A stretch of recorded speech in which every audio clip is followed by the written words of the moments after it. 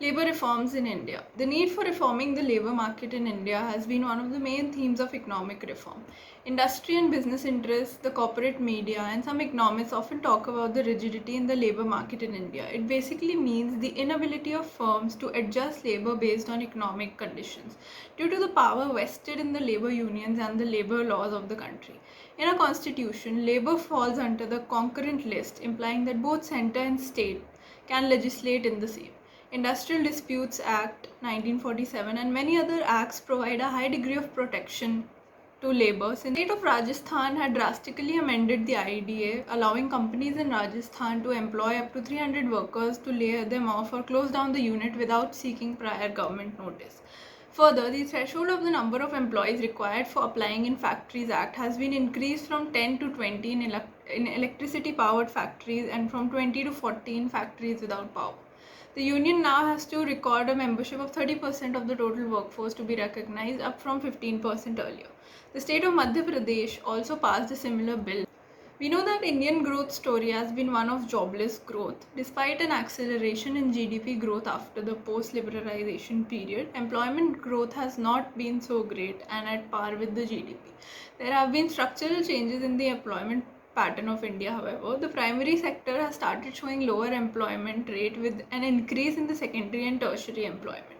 Self-employment still continues to dominate with more than 50% of employment.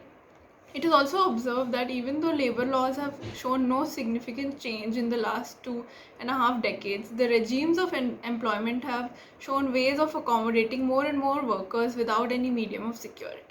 The hurdles that are being faced are the manufacturing sector still employs a very small share of labor, just as the service sector. Due to lower wages for the informal workers, increasing informalization has led to decreasing share of labor in total value added and an increasing share capital.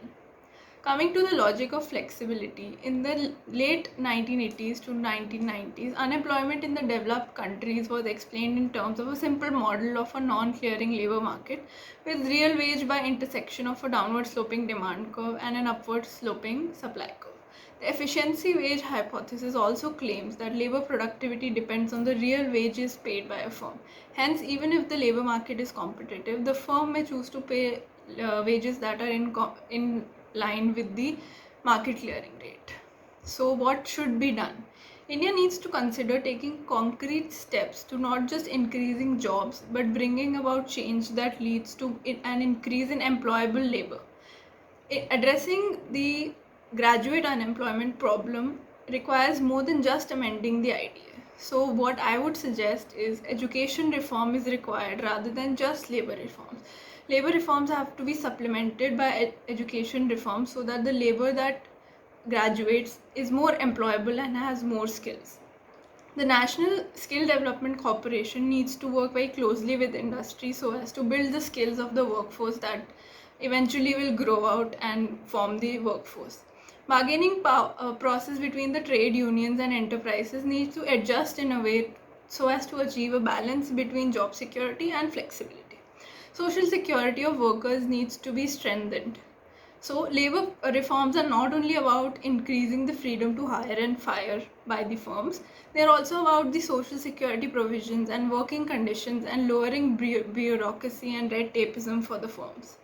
This would create a conducive environment for all kinds of firms to grow and to increase the GDP of the country as a result.